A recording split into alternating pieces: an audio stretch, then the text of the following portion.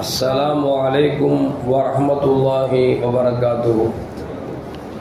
الحمد لله رب العالمين والصلاة والسلام على أشرف المرسلين وعلى آله وأصحابه وأزواجه وذرياته وأهل بيته أجمعين.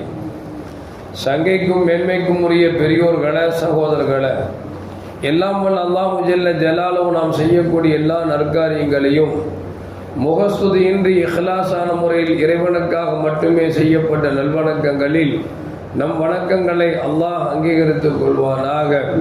நாம் செய்யக்கூடிய வியாபாரங்களிலும் தொழில்துறைகளிலும் நஷ்டமில்லாத ஹலாலான முறையில் நிரம்ப லாபத்தை பெற்று அந்த லாபகரமான வாழ்க்கை கொண்டு தம் தேவைகளையும் தேவை உடையவர்களின் தேவைகளையும் நிறைவேற்றக்கூடிய நல்ல பொருளாதாரத்தையும் உள்ள விசாலத்தையும் அல்லாஹ் நம் அனைவர்களுக்கும் வழங்கி அல்வானாக. கஞ்சத்தனம் என்கிற தீய பண்பை விட்டு அல்லாஹ் நம்மை பாதுகாத்துக் கொள்வானாக.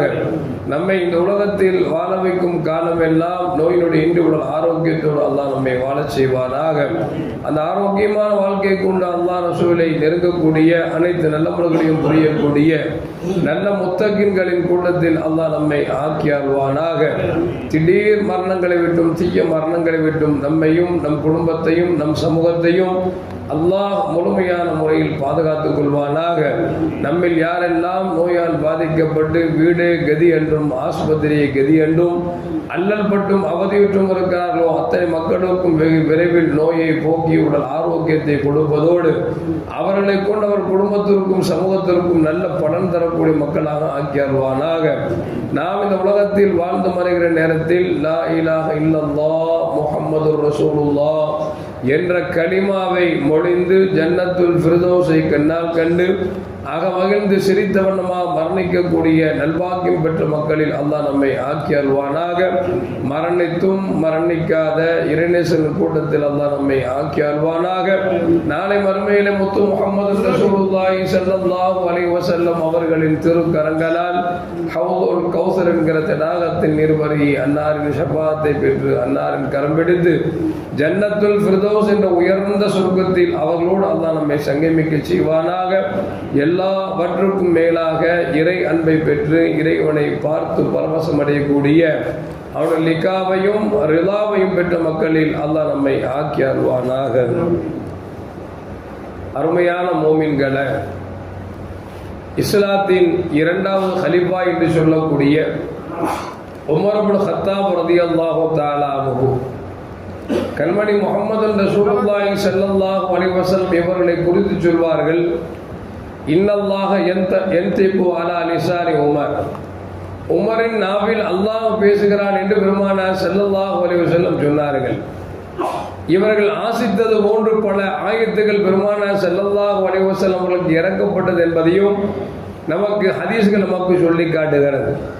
அப்படிப்பட்ட உயர்ந்த சஹாபாக்களில் ஒருவராக இருக்கக்கூடிய உமர் கத்தாப் ரலியல்லாஹு தஆலா அவர்கள் ஒரு நாள் கண்மணி முஹம்மது ரசூலுல்லாஹி ஸல்லல்லாஹு அலைஹி வஸல்லம் அவர்கள் அடக்கம் பெற்றிருக்கிற துயில் கொண்டிருக்கக்கூடிய மதீனத்துல் முனவ்வரா என்கிற அந்த இடத்திற்கு வந்து நபியை சந்தித்து சலாம் சொல்லிவிட்டு செல்லலாம் என்று வருகிறார்கள். பொதுவாகவே சஹாபாக்களுடைய பழக்கம் நபி உயிரோடு இருக்கும் பொழுதும் தினந்தோறும் சந்திப்பார்கள். நபியின் உலகத்தை விட்டு பிரிந்த அவர்களுடைய மன்னரைக்கு வந்து அவர்கள் சலாம் சொல்லிவிட்டு செல்லக்கூடிய பழக்கம் பெரும்பாலும் எல்லா சஹாபாக்களுக்கும் உண்டு. அதில் இரண்டாவது கலீஃபா என்று சொல்லி போட்டுதலுக்குரிய உமர் ரலியல்லாஹு தஆலா அன்ஹு வருகிறார்கள். வந்தால் மஸ்ஜிதுல் நபவியில பெருமானார் ஸல்லல்லாஹு அலைஹி வஸல்லம் அவர்கள் அடங்கியிருக்கக்கூடிய அந்த ரவுதாவுக்கு முன்னால் நின்று ஒரு கிராமத்து தோழர் இப்படி துவா செய்கிறார், அல்லாஹும்ம இன்னி அப்துக, நான் உன்னுடைய அடிமையாக இருக்கிறேன், வஹாதா ஹபீபுக்க, இங்கு அடங்கியிருக்கக்கூடிய நபி அவர்கள் உனக்கு ஹபீபாக இருக்கிறார்கள், ஷைத்தானோ அதுவுக்க, ஷைத்தானோ உனக்கு எதிராக இருக்கிறான். எனவே என் பாவத்தை மன்னித்து விட்டால் உன் நபி சந்தோஷப்படுவார்கள், உன்னுடைய எதிரியாக இருக்கக்கூடிய ஷைத்தான் வருத்தப்படுவான், நானோ பாவி என்ற லிஸ்டிலிருந்து நான் நீக்கப்படுவேன் என்று சொல்லி பெருமானார் ஸல்லல்லாஹு அலைஹி வஸல்லம் ரவுதாவுக்கு முன்னால் நின்று துவா செய்கிறார். நம்மளாம் எப்படி துவா செய்வோம், யா அல்லாஹ் என் பாவத்தை மன்னிச்சுக்கோ அப்படிம்போம். அவர் என்ன சொல்றாரு, முன்னால் அடையிருக்கக்கூடிய பெருமானார் ஸல்லல்லாஹு அலைஹி வஸல்லம் உன்னுடைய ஹபீபா இருக்கிறாங்க, நேசரா இருக்கிறாங்க. நானும் உன்னுடைய அடிமையா இருக்கிறேன். ஷைத்தான் உனக்கு எதிரியா இருக்கிறான். உன்னுடைய ஹபீபை என்னை மன்னித்தால் உன் ஹபீபு நேசிப்பார்கள், பிரியப்படுவார்கள். நீ என்னை மன்னித்தால் ஷைத்தான் வருத்தப்படுவான். ஒருவேளை என்னை மன்னிக்காவிட்டால் உனது ஹபீப் அல்லவா வருத்தப்படுவார்கள். ஏனென்று சொன்னால் பெருமானார் ஸல்லல்லாஹு அலைஹி அவர்கள் ஹரீஸும் மூமின்கள் மீது பேராசை கொண்டவர் என்று அல்லாஹ் குர்ஆனில் சொல்லி காட்டுகிறார். எனவே நீ என்னை மன்னித்தால் உன் நபி நேசிப்பார். என்னை மன்னிக்கவில்லை என்று சொன்னால் உன் நபிக்கு வருத்தம் ஏற்படும், ஷைத்தானுக்கு அது சந்தோஷத்தை கொடுத்து விடும். எனவே என் பாவத்தை மன்னி என்று சொல்லி துவா செய்கிறார். பக்கத்தில் உமர் இப்னு கத்தாப் ரலியல்லாஹு தஆலா அன்ஹு சத்தம் போட்டு சொன்னார்கள், அல்லாஹும்ம இன்னி அதுவுக பிமா தல் ஆராபி. இந்த கிராமத்து தோழர் எப்படி துவா செய்கிறாரோ ரப்பே அது போன்ற ஒரு இடத்தில் நானும் கேட்கிறேன் என்று சொல்லி உமர் கத்தாப் ரலியல்லாஹு தஆலா அவர்கள் துவா செய்தார்கள் என்று வரலாற்றில் பதிவு செய்யப்படுகிறது. எதற்கு சொல்லுவார்கள் என்று சொன்னால், இந்த கிராமத்து தோழர் பெருமானார் ஸல்லல்லாஹு காட்டி தந்த வழியில் துவா செய்யல. நபி அடங்கப்படுறதுக்கு முன்னால நான் நபியா இருக்கிறேன் அப்படின்னு சொல்லி ஸல்லல்லாஹு வந்து சொல்லல. என்ன சொல்றாங்க, நபிக்கு மௌத்தான பிறகு சொல்றாங்க, நபி நேசராக இருக்கிறார், நான் அடிமையாக இருக்கிறேன், அவன் ஷைத்தானுடைய எதிரியாக இருக்கிறான். நீ என்னை மன்னித்தால் நபிக்கு சந்தோஷம் கிடைக்கும், நீ என்னை மன்னித்தால் ஷைத்தான் வருத்தப்படுவான், நானும் நரகத்தை விட்டு பாதுகாக்கப்படுவேன் என்று சொல்லி துவா செய்து விட்டு சொல்லுகிறார். அரபிகளிடத்தில் ஒரு பழக்கம் உண்டு, பெரும் செல்வந்தர்கள் கண்ணியமானவர்கள் இறந்து விட்டால் அவர் அடக்கப்பட்ட இடத்தில் வந்து யாராவது அடிமையை கொண்டு வந்து உரிமை விடக்கூடிய பழக்கம் உண்டு. உனது ஹபீபோ இப்பொழுது மரணித்து தொழில் கொண்டிருக்கிறார், இனி என்னை நரகத்தை விட்டு பாதுகாத்து என்று சொல்லி அந்த கிராமத்து தோழர் சொன்னவுடன் உமர் கத்தாப் ரலியல்லாஹு தஆலா அவர்கள் அல்லாஹ்விடம் சொல்றாங்க, இந்த கிராமத்து தோழர் எப்படி துவா செய்தாரோ அதுபோன்று நானும் துவா செய்கிறேன் என்று சொல்லி உமர் கத்தாப் ரலியல்லாஹு தஆலா துவா செய்கிறார் என்று சொன்னால், அருமையான மக்களே, நபியை முன்னிறுத்தி என்றைக்கு கேட்கிறோமோ அப்பொழுது அல்லாஹ் நம் பாவத்தை மன்னிக்கிறான் என்பது மட்டுமல்ல, நம் பாவத்தை மன்னித்தால் நபி சந்தோஷப்படுகிறார்கள். எனவே நபி சந்தோஷப்படுவதை இறைவன் விரும்புகிறான் என்பதால் நாம் துவா கேட்கிற பொழுதும் கூட ரப்பே உனது ஹபீபுக்காக என்னை மன்னித்துக்கொள் என்று கேட்கிற பொழுது அல்லாஹ் பாவத்தை மன்னிக்கிறான் என்பதைத்தான் இந்த நிகழ்வு நமக்கு சொல்லி காட்டுகிறது. அது மட்டுமல்ல, இரண்டாவது ஹலீஃபா இவரின் நாவிலே அல்லாஹ் பேசுகிறான் என்று சொல்லி கண்மணி முஹம்மது ரசூலுல்லாஹி ஸல்லல்லாஹு அலைஹி சொல்றாங்க. ஒரு கிராமத்து தோழர் கேட்கிற துவாவை நாமும் கேட்கணுமா நினைச்சாங்களா? இல்லையே. என்ன சொன்னாங்க, யா அல்லாஹ் அந்த கிராமத்து தோழர் எப்படி கேட்கிறாரோ அதுபோன்று நானும் கேட்கிறேன் என்று சொல்கிறார் என்று சொன்னால், கேட்பவர் யார் என்று பார்க்க கூடாது, கேட்கிற வார்த்தை கேட்கிற விதம் இருக்கிறதே அது நல்லதாக இருந்தால் எடுத்துக்கொள்ள வேண்டும் என்கிற செய்தியையும் இந்த செய்தி நமக்கு சொல்லி காட்டுகிறது. அது மட்டுமல்ல, இன்னொரு கட்டத்தில் ஒரு கத்தாப் ரலியல்லாஹு தஆலா அவர்கள் கடைவீதிக்கு சென்றார்கள்.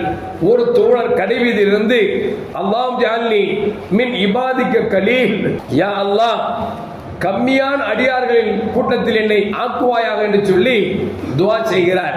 உமர் கத்தாப் ரலியல்லாஹு தஆலா போய் கேட்டாங்க, இது நபி சொல்லி கொடுத்த துவா இல்லையே, எப்படி செய்கிறீர்கள் என்று கேட்ட பொழுது அப்புறம் தோழர் சொன்னார், அல்லாஹ் குர்ஆன்ல சொல்றான்ல,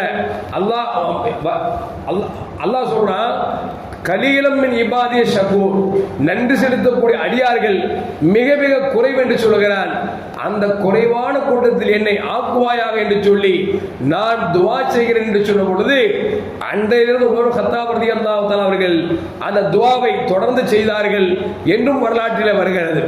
எதற்கு சொல்வார் என்று சொன்னால், இன்னைக்கு பார்க்கிறோம், எதையாவது சொல்லிட்டா நபி செஞ்சாங்களா, அவர் சொன்னாரா, இவர் செஞ்சாரா கேட்டு உட்கார்ந்துட்டு இருக்கோம். சஹாபாக்கள் நபியோடு தொடர்பு கொண்டவர்கள், நபி எப்படி நடந்தார்களோ அப்படி நடக்க வேண்டும் ஆசைப்பட்டவர்கள், நபி எப்படி உண்டார்களோ அதுபோடு உண்ண வேண்டும் ஆசைப்பட்டவர்கள், நபி எப்படி ஆடை உடுத்தினார்களோ அதுபோடு உடுத்த வேண்டும் ஆசைப்பட்டவர்கள். ஏன் சொல்ல போனால் நபி எப்படி வாழ்ந்தார்களோ அப்படி வாழ வேண்டும் என்று ஆசைப்பட்ட அந்த சஹாபாக்கள் கூட நல்ல கருத்தாக இருந்தால், நல்ல செயலாக இருந்தால் இது நபி செய்ததா என்று பார்க்கவில்லை, அது எடுத்துக்கொண்டார் என்று சொன்னால் இதுதான் மார்க்கம் என்பதை விளங்கிக் கொள்ள வேண்டும். எல்லாம் வல்ல அல்லாஹ் ஜல்ல ஜலாலுஹு அந்த கிராமத்து சொன்னது போன்று, இறைவா நபியை எங்களுடைய பாவத்தை மன்னிப்பதை கொண்டு நபிக்கு அது பிரியத்தை தரும், திருப்தியை தரும் என்று சொன்னால் அந்த திருப்தி விரும்பக்கூடிய நீ எங்கள் பாவத்தை மன்னிப்பாயாக என்று நாம் துஆ செய்ய வேண்டும். எல்லாம் வல்ல அல்லாஹ் ஜல்ல ஜலாலுஹு நபியின் பொருட்டால், அவர்கள் குடும்பத்தின் பொருட்டால், நல்லோர்கள் நாதாக்களின் பொருட்டால் உலகத்தில் இருக்கக்கூடிய எல்லா முஃமின்களுடைய பாவத்தையும் அல்லாஹ் மன்னித் தருவானாக. அஸ்ஸலாமு அலைக்கும் வரஹ்மத்துல்லாஹி வபரகாத்துஹு. ஸல்லல்லாஹு அலா முஹம்மத் ஸல்லல்லாஹு அலைஹி வஸல்லம். ஸல்லல்லாஹு அலா முஹம்மத் ஸல்லல்லாஹு அலைஹி வஸல்லம்.